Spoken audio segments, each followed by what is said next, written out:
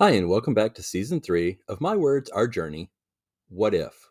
My name is Monty. Today, we have Episode 5. Let's begin with Chapter 10.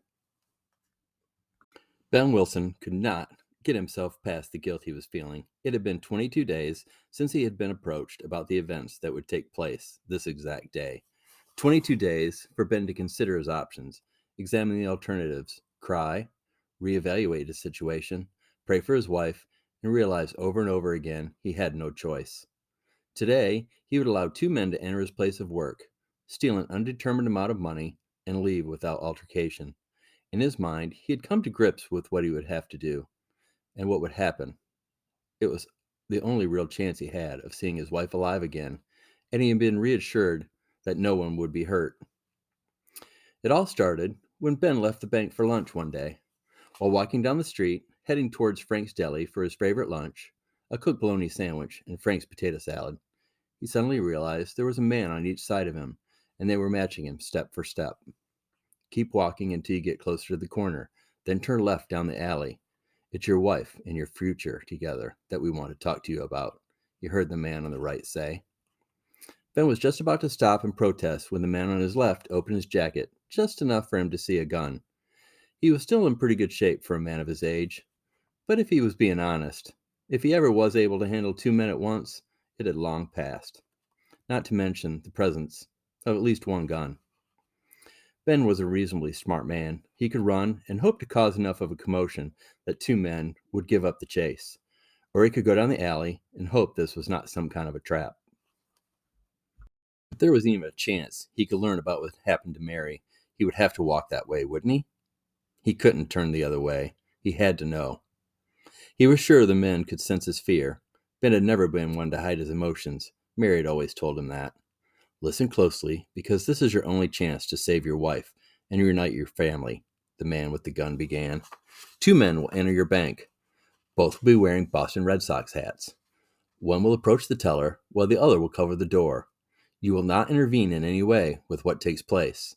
If the two men and the money do not make it safely out of the bank, you and your children will never see your wife again. Handing Ben a piece of folded paper, the men began to walk away. Ben tried to reach for one of the men's arms. He had questions. The second man, who to this point had just stood by, quickly stepped in front of Ben, stopping him in his tracks. If you love your wife, read the note and be at work when the two men arrive. Make sure they don't have any trouble getting out, and then wait to hear from your wife. It's that simple. He had patted Ben on the shoulder with a look that scared him through to the bone. Frozen, not able to comprehend what had just happened, he watched the two strangers walk away. Ben placed the note in his shirt pocket. He folded his hands. They were shaking. And on weak knees, he headed up the alley and back to his station at the bank. He never made it to the deli that day. Instead, he forced himself back to the bank, and to this day, he's still not sure how he made it on the legs that were barely willing to move. The thought of his wife in the hands of these two evil men had done damage to Ben's mind. Now he knew why his precious Mary had been taken from him, and it did not help to know the truth. It did not help him cope one bit. Once the shock began to wear off, he took the note from his pocket with his hands that would not stop shaking. It was odd. Ben actually still was greeting patrons of the bank as he struggled with his ordeal at hand. It was just natural for him. The note had not given any clues to Mary's whereabouts. It only reemphasized what he already knew about the two men in the bank. The only added information was the date and time of the robbery, and it ended with telling him his lovely wife was doing fine and would continue to do so if he just did his small part. Chapter 11. Stopping in his tracks, Mitch turned in a full 360. He could not even for a second think he was in the wrong spot. Even if it were not for the straight shot out of the woods, Mitch would still know he was standing in the exact spot where his car should have been. The problem was that it wasn't. Mitch picked up the rope Aaron had dropped when untying the canoe and squeezed it in his hand. With mind racing and head spinning, he took a minute to think about what was happening. What were his options at this point? Running as fast as his nervous legs and body would take him, Mitch ran back through the woods, screaming for Aaron as he moved. At this point, he did not care who heard him tromping through and screaming, as long as he could catch up with Aaron. The thought of hiking through the woods and trying to find his way out into the motel was not something he even wanted to consider. He had to catch Aaron before he got too far ahead. This plan was over. They would both walk back to the main road and use the cell phone to call 911, but only to report a stolen vehicle. Mitch could not have guessed how much time had passed, only that it seemed to be a long time before he caught up with Aaron. It had been long enough for Mitch to decide he was going to quit smoking altogether. The running had almost killed him. It was a tie between his lungs and his legs as to which hurt the worst. In the end, it may have been his pride. He used to be able to take such good care of himself. He was never the superstar at any sports he played, but if he wasn't the first one picked, he was usually the second. As he was bent over, with hands on his knees, he fought to catch his breath. Aaron told him he had heard the screaming and turned around. Mitch could tell this new twist had hit his friend hard. Aaron sat on a log and held his head in his hands for at least 2 full minutes. The silence was almost too much for Mitch to handle. He wanted to push his friend to get up and get moving. He just hadn't found the right words yet. As if reading his mind, Aaron asked Mitch if they could continue on the walk towards the motel. This would give him time to clear his head and organize his thoughts. In his head, Mitch yelled, "No!" which is where he kept it. It may never have felt so sorry for anyone in his life. Dejected was just the tip of the iceberg. If it was possible, he was more worried about Aaron now than before. Neither friend considered the canoe as they left it behind. It was a long walk through the dense woods to reach the road that led to the restaurant and adjacent motel. No words were spoken. Mitch was secretly relieved he would not have to tell his accident story to the police, and Aaron was thinking of how his luck could not get any worse. Needing to regroup before making the call, the two decided to sit in the restaurant and have coffee and cigarettes. Mitch had decided he'd quit tomorrow. Aaron knew Mitch was right. They would have to bail on the original plan, but he was struggling to find a way to continue on. He realized he may not get another chance. There were many moments of silence, and during one such moment, Mitch noticed a television in the corner. He caught the beginning of a breaking news story. He could not hear the news person clearly and was not sure why they were showing a picture of a bank that was only located 2 blocks from his and Aaron's office. What Mitch saw on the screen next made his heart stop momentarily. There was a picture of a car similar to his, with his license plate number flashing across the screen. When Mitch could finally move, he hurried towards the set. The sudden movement must have snapped Aaron out of his thoughts because he followed. When Mitch found the volume on the set, this is what the two men heard. To repeat our lead story, there is currently underway a statewide manhunt for 2 men identified as Mitch Lipton and Aaron Walker. The 2 men are wanted in connection with a bank robbery just a few hours ago. Mr. Lipton's car fled the scene only seconds after a security guard was fatally shot inside the bank. The suspects fled with an undetermined amount of cash. At this time, those are the only details available. Officials ask if you have any information regarding today's events, please call 1-276-778-9909. Officials also want to warn folks these men are considered armed and dangerous. A news anchor finished by promising more details within the hour. Aaron moved, as if nothing was wrong, walked over to their table, picked up a pack of smokes, and pulled a 10 out of his pocket, placing it on the table. He never looked back as he left the restaurant. Mitch followed at a distance. Mitch could see he had stopped a short distance ahead and was pulling something out of the duffel bag he was carrying. When Aaron turned to his pal, he was wearing a long pullover and a baseball cap he pulled down just a little too much. "Glad I was a Boy Scout," Aaron said without smiling.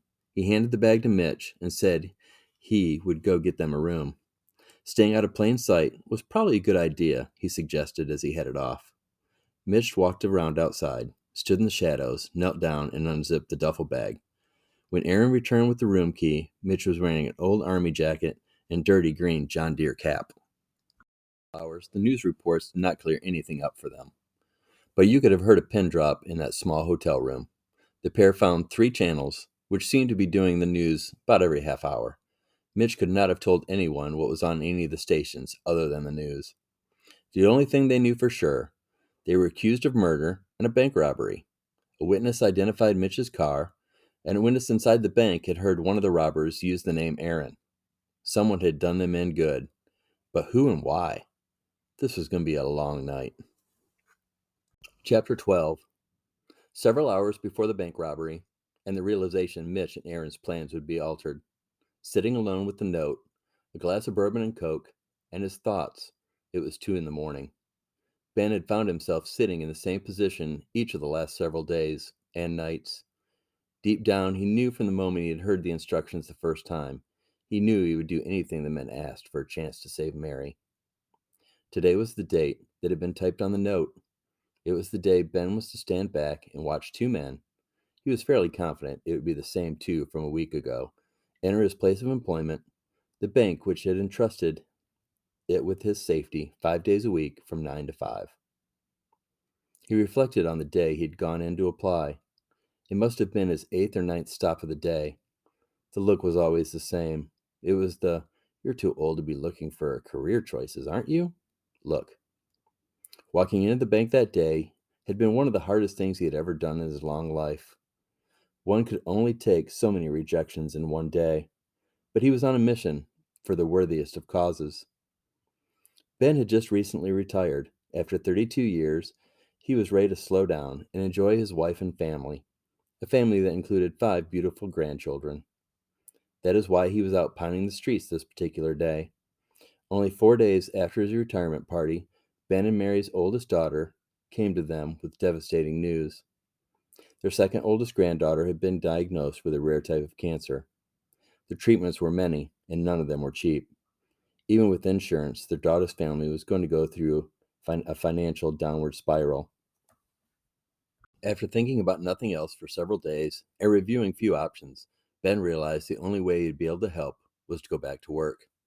His retirement and their savings would be more than enough for the 2 of them to live on comfortably, but unfortunately, running the numbers forwards and backwards, they just could not stretch it enough to be able to help with the bills that would be coming in soon. That is where the First National Bank of Marion had given his family a chance to focus on Maggie and not worry so much about bills.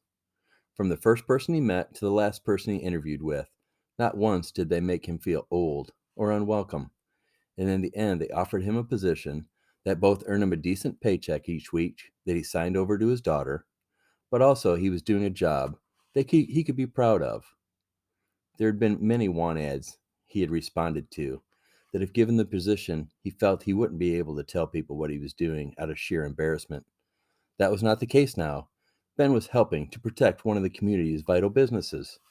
From his first day, the staff could see how Ben interacted with each and every customer. It had been mentioned that customers who usually used the drive-thru had begun to come in to see Ben. The bank was literally helping to save his family. If possible, he would try to walk the fine line between the thieves and his bank family. It hurt his heart to think about failing the bank and its people. He could only hope they would understand that he had no choice. He had spent one night thinking about each person he knew at the bank, trying to figure out what they would do if they were in his shoes. Out of the 20-plus employees, he had only suggested in his own mind that maybe one would do what he was doing. Mark Whitman, Junior Vice President, was the one person who Ben could not with certainty know what he would do in his position. He had heard stories about the young go-getter from several sources. He had always been very nice to Ben, calling him Mr. Wilson, and more than once holding the door for him at the bank. Maybe he would have an opportunity to ask him when it's all over and find out what the junior vice president would have done in his shoes. It was his hope that within the next day or two, he'd be able to sit down with his family, co-workers, and of course Mary, and discuss what had happened, and he would try to make them understand he did not have an option. 13. Back to the present. Aaron and Mitch had discussed whom they might be able to call to straighten this whole thing out. They had come up with the no one. Each friend had watched enough cable to know, with a bank robbery and a murder over their heads, there was a good chance anyone they were remotely connected to would either be under surveillance or something like that.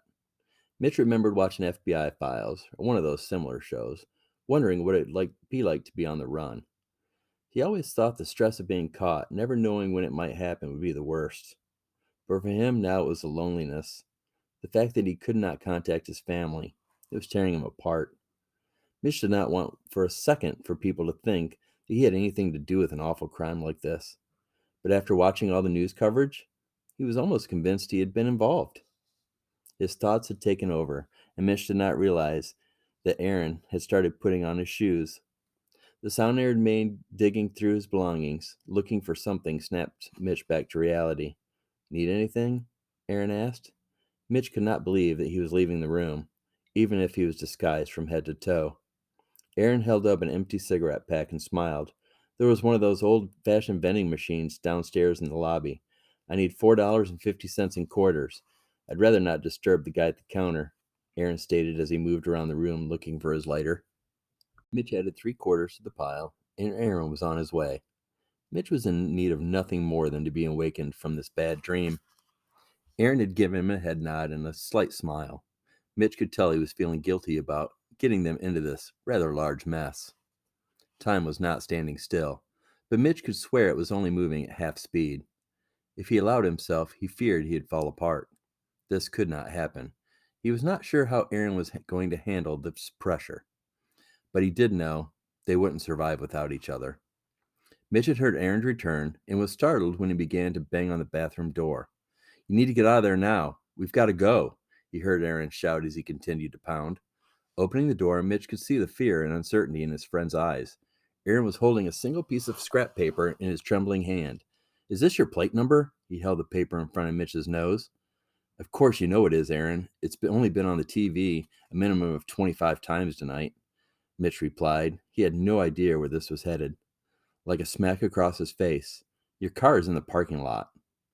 Mitch was standing outside the hotel room, staring down at his car, trying with no success to process. How could his car be here? Who could possibly have known where they were? What sort of game was he involved in? Without Mitch noticing, Aaron had walked up behind him. Whoever placed it there surely wants it to be seen, the two friends stared. Mitch knew he was right, for it was parked close to the road and directly under a light pole. What to do next? Mitch and Aaron did not have much of a clue. They were realizing their initial plan had left much to be desired.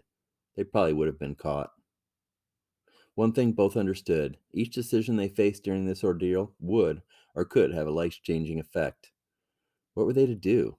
If they turned themselves in, who would believe them? If they stayed on the run, how could they prove their innocence? Mitch wondered how much alcohol the two had consumed while planning Aaron's plan. It was amazing how alcohol could make things look and sound better than they actually were. Maybe that is why neither actually wanted to have any interest in drinking beer at the moment. Clearer heads needed to prevail, Mitch thought as he was half listening to Aaron think out loud about the pros and cons of taking the car. As he looked up, he could see Aaron was staring at him. Mitch assumed Aaron was waiting for an answer to a question that he hadn't really been listening to.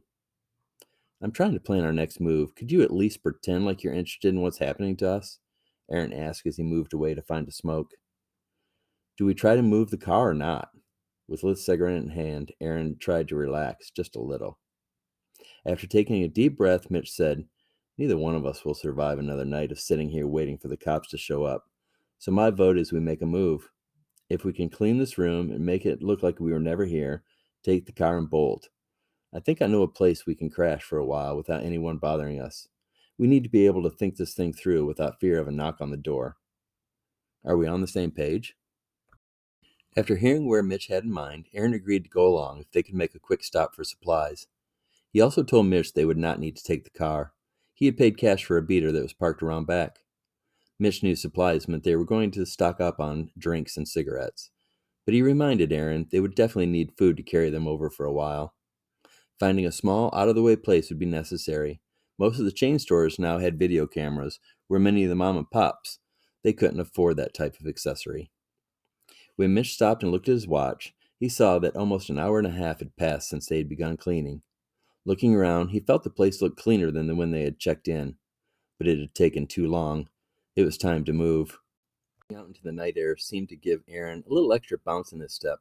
This was a blessing from Mitch. He did not want this move to take very long. As Mitch was deciding what groceries would be best for easy prep and nutrition, he was snapped back to reality as he noticed Aaron was headed towards his parked car. Mitch had watched way too many crime shows to know this was not a good idea. Thinking fast, he stopped dead in his tracks and quickly began to scan the area. Could the car be under some kind of surveillance? Nothing seemed out of the ordinary from where Mitch stood. Unfortunately, he was aware there could be plenty of eyes set directly on his car, and he'd never know it until it was too late. He was not cut for this crap. At the moment, He needed to decide if there was an opportunity to stop Aaron before he reached the car or just to stand back and watch. Watching in complete horror, Mitch moved into a position where he could see Aaron, but hopefully not be seen. He did not want to think about how bad this could be. It was as if this whole thing was happening in slow motion. Aaron walked over to the car and opened the back door, seeming to know exactly what he was after and where it was located. Mitch thought that if Aaron was just a little nervous, he was hiding it pretty well. Cool and collected, or just plain crazy, Mitch could not decide. A sudden flash of light caught Mitch's attention and seemed to catch Aaron as well. Mitch could see a small change in his friend's body language. Aaron was moving with purpose, and Mitch sensed this was really when Aaron realized he had just done something pretty stupid.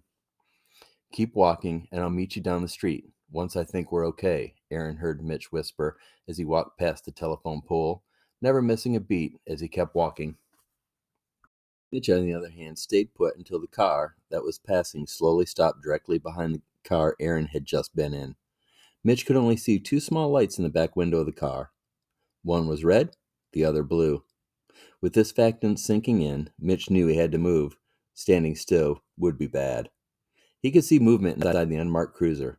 Mitch turned away from the sudden activity and headed off through the shadows. He could hear sirens in the distance. Were they heading in his direction? Time to go. Getting back indoors and out of harm's way was his number one priority. A close second was seeing what Aaron thought was so important that he risked their futures, because Mitch could not think of anything. The urge to call Bridget had risen again. It was becoming more and more difficult to push that feeling back down. Part of him felt she could probably make some kind of sense out of this whole thing, or at the very least, give him a path to follow. What if he called? Was it worth the risk? Would it be worth it just to hear her voice, maybe tell her that he loved her, and that this was just a big mistake? Could she really absorb this whole thing in just a couple minutes and be able to give him any kind of advice? What if the phone was tapped? What if they thought him calling meant she was somehow involved? Way too many what ifs. He would just have to find Aaron and move forward with getting back out of sight. They had passed a small mom and pop shop on the walk to the hotel. Mitch was concentrating hard. He did not want to appear in too big of a hurry or to be walking too slow. He didn't want to draw any attention. There had never been a time in his memory when walking was such a chore. It seemed whatever eye contact was made with another pedestrian, they held their look just a little too long for his liking. This must be the next phase in whatever nightmare they were involved. Paranoia was something Mitch had never had a problem with. For the first time in quite a while, he felt himself smile.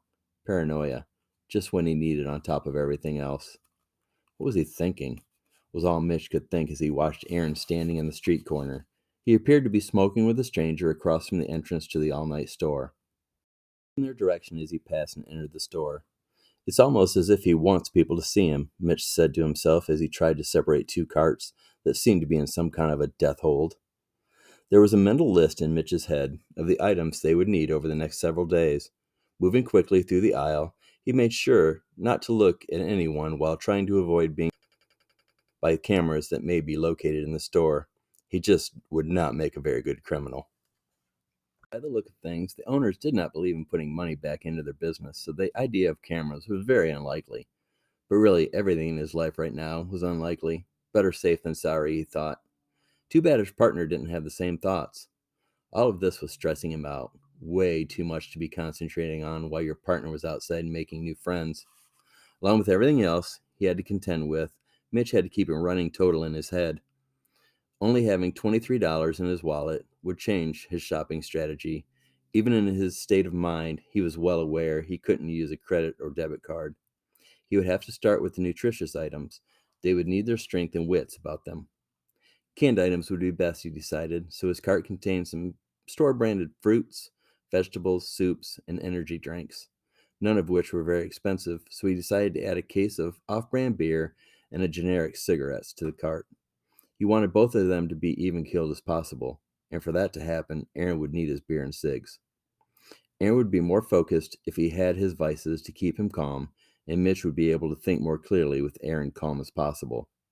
Right now, a plan, a direction, a strategy, something was needed to give them purpose and hope for the future.